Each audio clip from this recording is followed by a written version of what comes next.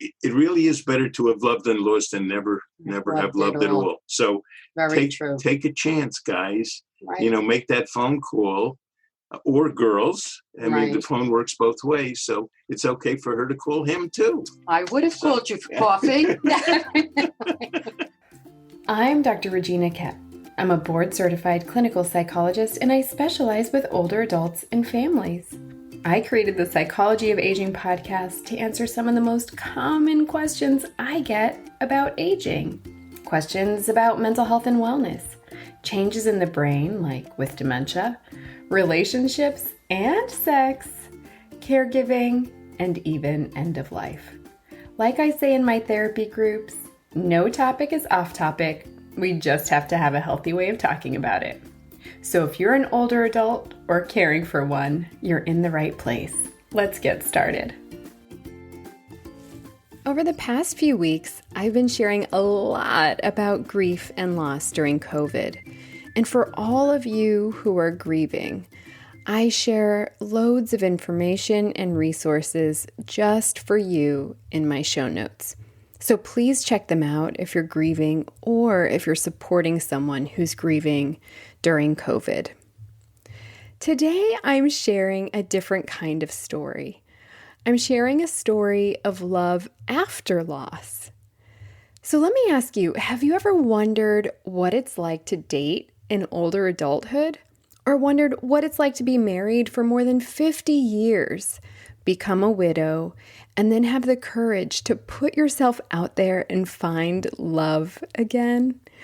Well, today is a very special day because I get to introduce you to Steve and Marie, a new couple who found love after loss in their late 70s.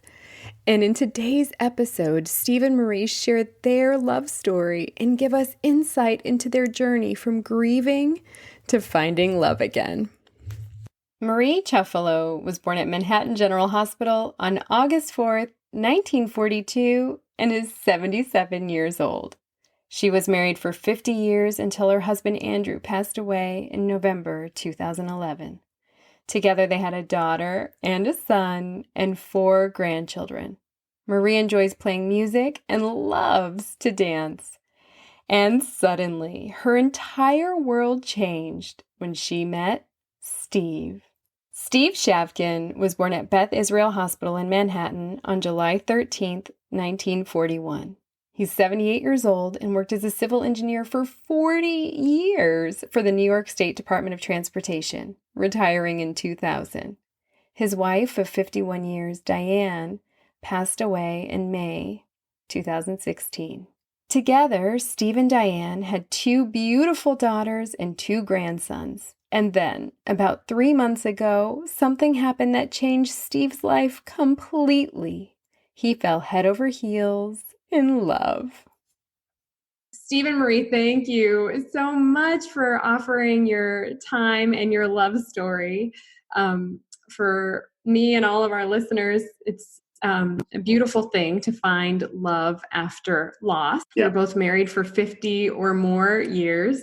Yeah, Marie for 50 and me for 51. So long time. Right. Yeah. And then you found each other. Then we found Absolutely. each other. Yeah. So how did you guys meet? Okay. We met approximately 3 years ago at the Elks Club, and we were very friendly there. We were at many functions together. Steve DJ'd there. And from there, I one day got a phone call asking if I would like to have a cup of coffee. And I was so excited over that cup of coffee, which we did meet. And we spent 3 hours having coffee and talking and getting to know each other. And there was an instant attraction even before that cup of coffee. There was something brewing, no pun intended. Yeah. But there was something in advance of that getting together for coffee thing that we both kind of felt. So let me pause here for a minute just to clarify that 3 years ago, Steve and Marie met at the Elks Club. And then 3 years later, Steve called and asked Marie out on a date. Yes. It was about 3 years. Yeah. Absolutely. Yeah. So did you guys flirt in between, or how often did you see each other? We danced, we flirted, we had conversations. But it took courage for me to make that phone call, because I was afraid I might be rejected or get a no. And although I don't consider myself shy or anything, nobody likes to be rejected. But when she said yes, I'd love to, I was off and running. And I was all set to go. Yeah. So that was a wonderful thing that happened, definitely. Oh my gosh, how special. And so Steve, the reason you didn't ask is because it took some time to get the courage. You worried about the no? Well, that was part of it. Also, Marie was seeing somebody casually, I think, before I had asked her. So I didn't know what her status was with the other fella, but I figured Columbus took a chance, so I called her. You only live once. That's right. That's absolutely right.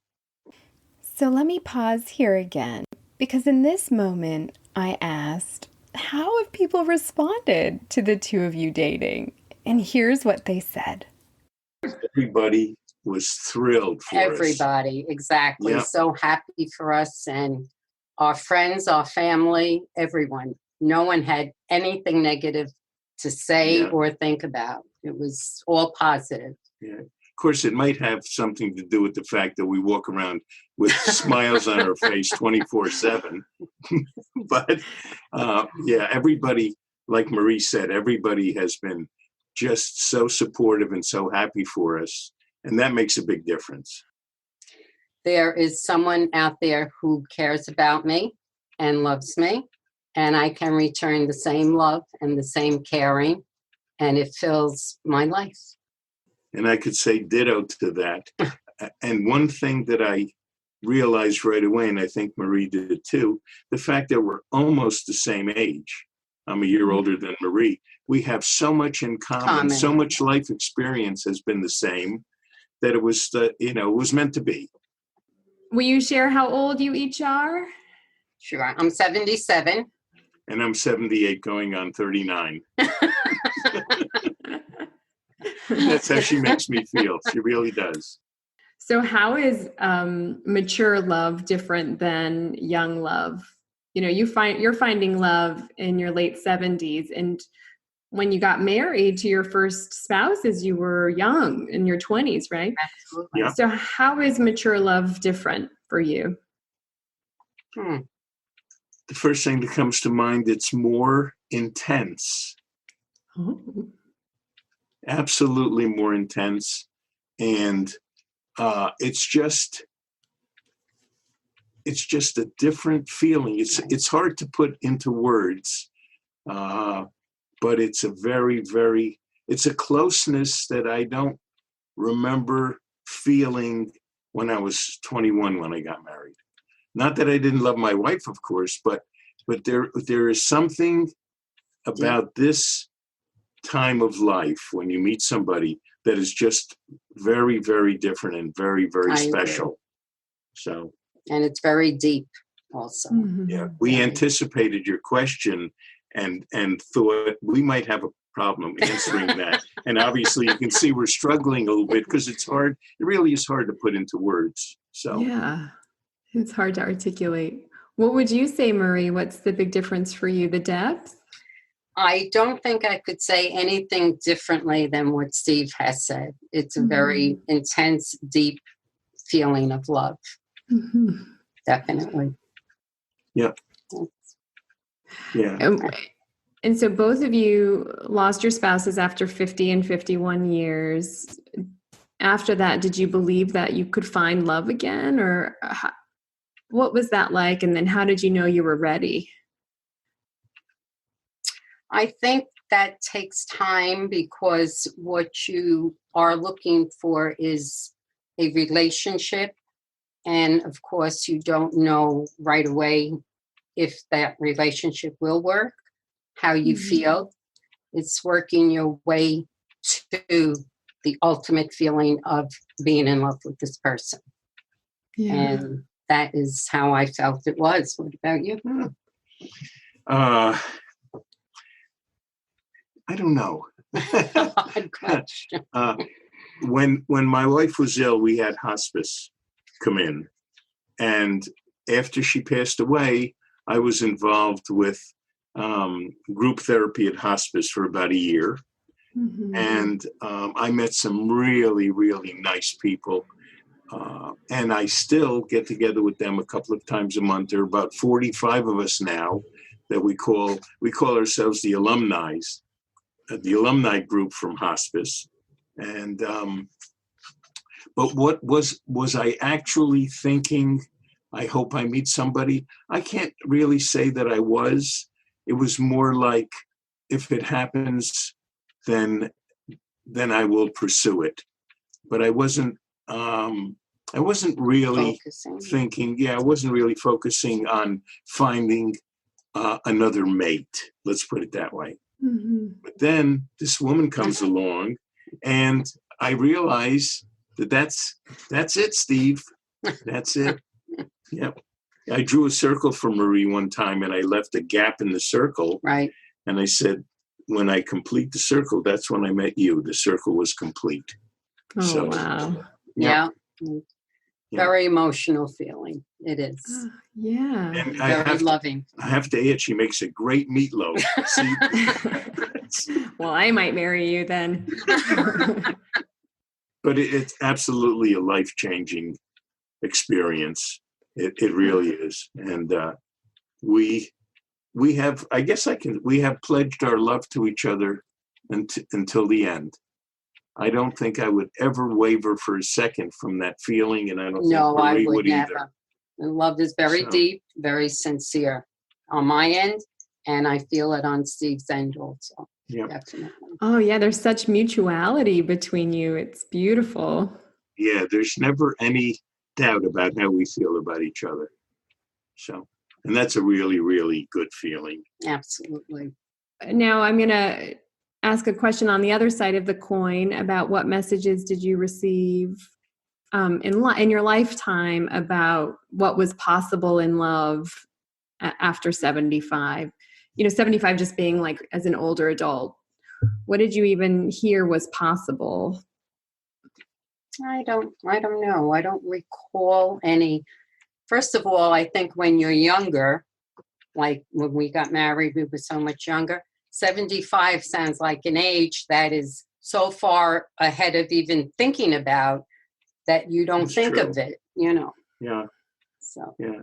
Never really thought about what it would be like to fall in love, later in life, like we Right. have. It just never occurred to me to true. consider that. But it's certainly a wonderful, wonderful thing when it happens. Yeah. Did you Yes. always believe it was possible, or did you have doubts that it would be possible? I never had any doubts, and part of the reason I say that is I know some people who have gotten together in their 80s. There's a couple from the hospice group that hooked up, and they're both in their 80s, and they are madly in love with each other. So we're youngsters compared to them. That's my goal, is to make Marie as happy as I possibly can, And you because do. that gives me pleasure to do that. I know that might sound corny, but it's the truth. It's the truth. No, I think you just won every woman's heart in America. When we started talking about the possibility of having this interview today, you sent me a letter. Yes, Will you read the letter? sure. Tennyson said that 'tis better to have loved and lost than to have never loved at all. If you have never experienced true love, then you have never felt whole and complete. At least that is what I have found to be true in my 78 years. I'm not talking about family. Love for your family is built into the fabric of one's life. I'm talking about meeting someone, maybe someone who you have known casually, who, as they say, suddenly rocks your world. In my most recent encounters, the first being a 3-hour getting to know you better over coffee kind of thing, and the second, a lunch date with her, turned out to be for both of us the beginning of an intense closeness that I haven't felt as far back as I can recall. I asked her just the other day what had happened between the two of us, and she said she honestly didn't know. I sure don't either. Maybe it's not important to know, but to embrace and nurture the feelings that we have for one another. She is in my thoughts constantly, fueled by the way she holds her eyes when she looks at me, or that smile that makes me feel so special. All I can tell you is that in just 16 days, I have come to love this woman more than anyone could imagine. People on the street must notice the smile on my face sometimes and wonder what I'm thinking about. Or maybe some of them just know. I hope, of course, that we will be as one forever. But if life comes along and somehow changes all of this, I will have known true love in its most perfect form. Oh, by the way, her name is Marie. So beautiful and heartwarming. It's on in a frame on my TV, and it's going on the wall next to our picture, along with about 12 other love letters I have received from. Yeah, I told Marie she's going to have to consider getting an addition put on the house because she needs the room for more frames. For all the love letters and all the pictures? Love letters, yes. How often do you write a love letter to her? Well, quite often, actually. I woke up this morning and I had been thinking about something I wanted to put on paper, and I finished it in about an hour or so. And what I would like to do, because Marie has not heard it, I would like to, at the end of the interview, read it to her. Have you always written love letters, or is this relationship something special? I have never written love letters in my entire life until January of this year. Whoa. Yep. Wow. And they're all so beautiful, every word. Yep. I would write, I would give my wife, a Valentine card or a Hanukkah card, whatever it might be. And I would always have something very nice, romantic to say, but I've never written letters to anybody until I met Marie. I love every one of them. Definitely. Oh, you two have such a great exchange. I mean, you're both so mutually adoring. It's so lovely. Yeah. Thank you. Thank you. Definitely. She's a pretty special lady. She really is. And you are extremely special to me. Love you forever.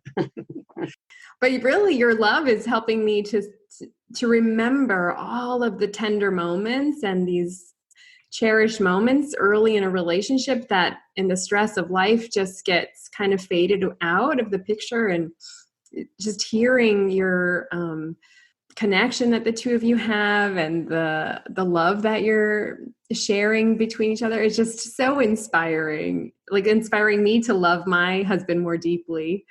So thank you for that. And I hope that it also inspires other people over 75 to have courage to reach out. And if somebody interests them, to take a risk. And right. You took the words out of my mouth, because they really need to do that.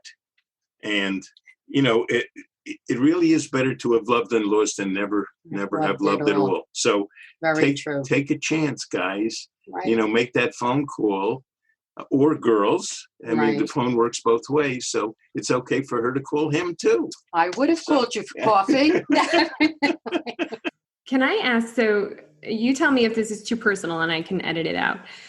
Now, I work with a lot of people who are caring for a dying spouse, and a long-term marriage is very different than a new relationship, and having a 50-year marriage, and at the end of it, caring for your partner or your spouse who is dying is it's a level of intimacy that's very different than the kind of intimacy you're sharing now.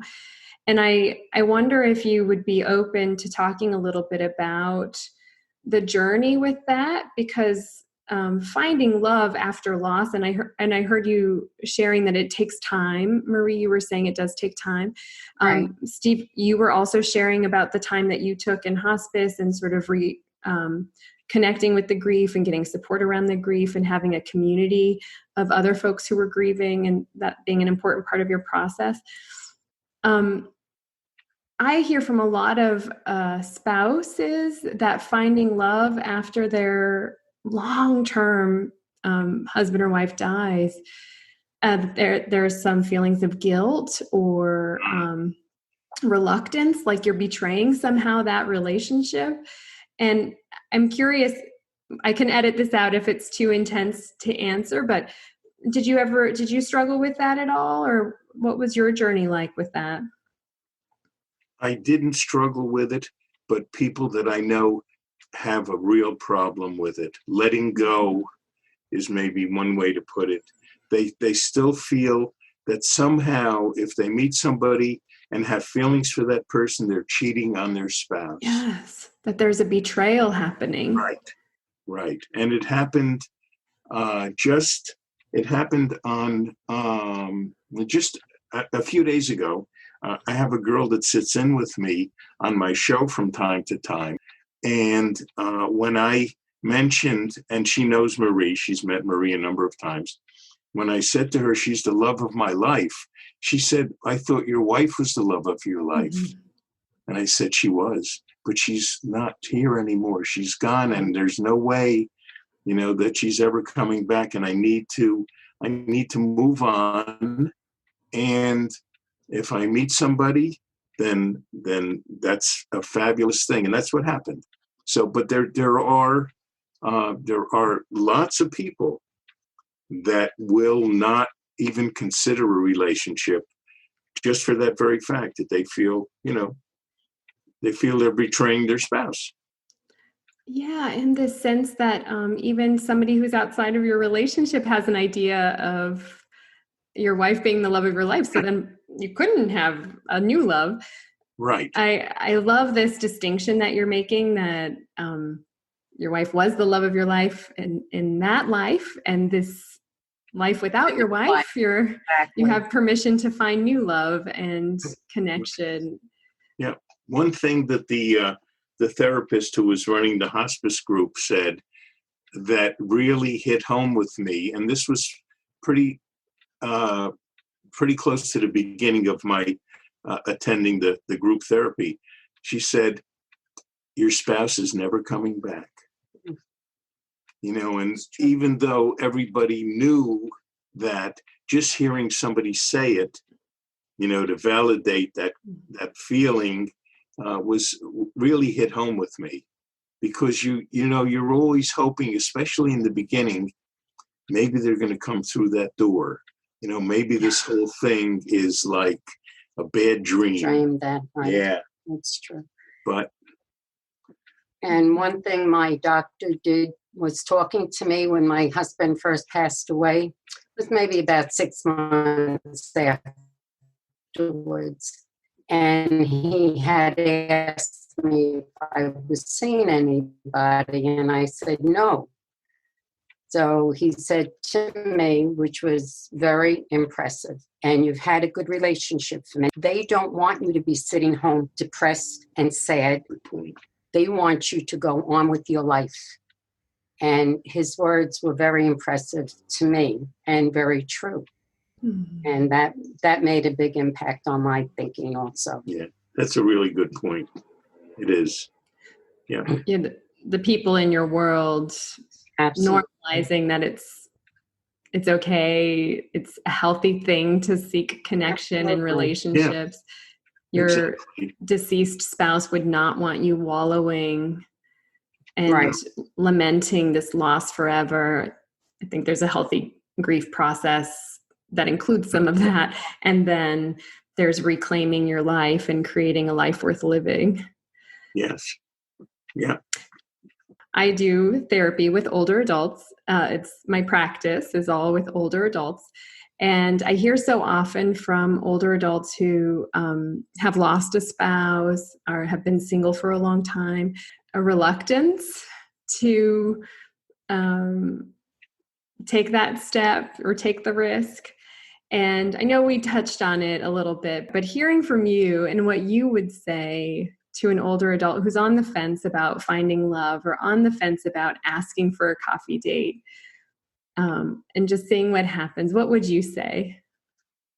I would say take a chance, because you will not know unless you make that first step. You And, can. and I'm sorry. No, go ahead. And to be positive Yes. with that first step, Right. because Steve is right. You won't know if you don't do it, and you might always wonder. So if you take the step, you'll know one way or the other. Yeah. And I think talking to people like us makes a big difference also, because they see that, wow, these guys are really happy. Maybe I will, get off the fence and take a chance and see what happens. Research tells us that older adults who are engaged in an intimate relationship, and intimacy can have many forms, are healthier, happier, more successful. They actually have lower risk of depression and lower risk of dementia. And as humans, we're relational beings. We're supposed to connect with people. We're supposed to reach to other people for love and comfort. And I love that you're saying, and perhaps other older adults who listen, and just hearing your story will help to open the door for them. And I hope that people also hear how many benefits there are. Absolutely. Yes. You're not just existing, you're living and enjoying and feeling very happy. Yeah. And you're feeding each other. You're giving each other something that we absolutely need. Absolutely. And that just makes us feel so, so good. Absolutely. I know I say the same thing over and over, but that's the way it is. That's the way we feel. And like you said, if it inspires, when I used to teach, I used to be a facilitator for the American Cancer Society. I used to help people quit smoking. And I always said to myself, if one person in my class quit, I'm a happy guy, right? So if one person sees this video and decides, you know what, I'm going to call so-and-so and see if she wants to have that cup of coffee, because that seems to be the universal way that people get together. Yeah, right? and have a cup of coffee. So, yeah, maybe it'll happen to somebody else, which would be very cool. And I hope they're as happy as we are together. Yes. Well, Steve, will you read to us your love letter from today? I will. I'll look at that right on the back of the other one, and I didn't see it. It's nearing the end of February, and we are about 8 weeks into the relationship. I'm not sure why, but for some reason I equate it to a NASA mission. Why were we selected? 2 people on a journey to places unknown. Liftoff was on December 30th, 2019. I remember it being a mixture of rain and snow that day as we peered out the capsule's small window, and suddenly a hailstorm was upon us. Too late, no aborting now. I took her hand in mine to reassure her that there was nothing to be afraid of. We were on this glorious adventure together. After almost 2 months, Earth is just a faint speck in the darkness, like our lives back then. Each day that passes brings us closer to the realization that we will be as one forever. The bond between us is awesome. We can never know what each new day will bring, but secure in knowing that it will be spectacular. Like the view from our little spacecraft. I adore you, Marie. That is absolutely beautiful. Thank you so much for that. And I have to tell you what my favorite lines are. I said, after almost 2 months, Earth is just a faint speck in the darkness, like our lives back then. That's so true. We have left our lives that were then Then and to now, now. and now is what's important, Absolutely. and going forward is what's important. So, Absolutely. Thank you so much. That's beautiful. Thank you. Thank you. just for the record, it's already in frame. Yeah. Oh, call the architect. That's going up on the wall, definitely. Call the architect to build that special room just for your love letters. It's funny because that day when it started to hail, we didn't even realize. We were sitting by the door and we did not realize what was happening. Steve thought it was thunder, was it? Yeah. Thunder. Meantime, my cell phone rang and my daughter called me because the hail was coming down. And she said, "Ma, do you see what it's doing outside?" I said to Steve, "Oh my God, look what it's doing. It's hailing out there." Yeah. We were oblivious to the hail Yeah. initially. Yeah. You were so focused on each other. Exactly. Yeah. Exactly. We were. So what are your hopes for your relationship going forward? To continue to enjoy each other as much as we can every single day. I agree. Absolutely. Yeah. Make each other happy and enjoy each Yeah. other and be there for each other for whatever it is. I hope that this inspires many people to embrace new relationships or reinvigorate their longtime relationship. And if people have lost a spouse after 50 years or longer, that they're inspired to take a risk and see what else life and love have to offer. Right. Yep. Well put. Absolutely. Well, you're the artist here, Steve. Yes. I am just hanging on your coattails. No. So. Thank you so much for your time and your openness today and your willingness to share your love story with everybody. It's really so special. It really is. It is. And it was a pleasure meeting you here and talking with you. I had a blast. The love for Steve and Marie does not have to end here. Head on over to my show notes to see the love letters Steve shared today and a love letter that Marie wrote to Steve after I recorded this interview. I also wanted to give you an update about Steve and Marie. I recorded this episode in February 2020 before the coronavirus was in full force. And at the end of March, when I edited this episode, Steve and Marie were healthy and remaining hopeful in the midst of coronavirus. If you like this episode, be sure to subscribe so you'll be the first to know when new episodes are released. And then leave a review. Subscriptions and reviews actually help people to find this show. In wrapping up, I need to share that the ideas expressed in this episode are mine and mine alone, and that the information shared doesn't take the place of licensed medical or mental health care. I'll see you next week. Same time, same place. Lots of love to you and your family and Steve and Marie. Bye for now.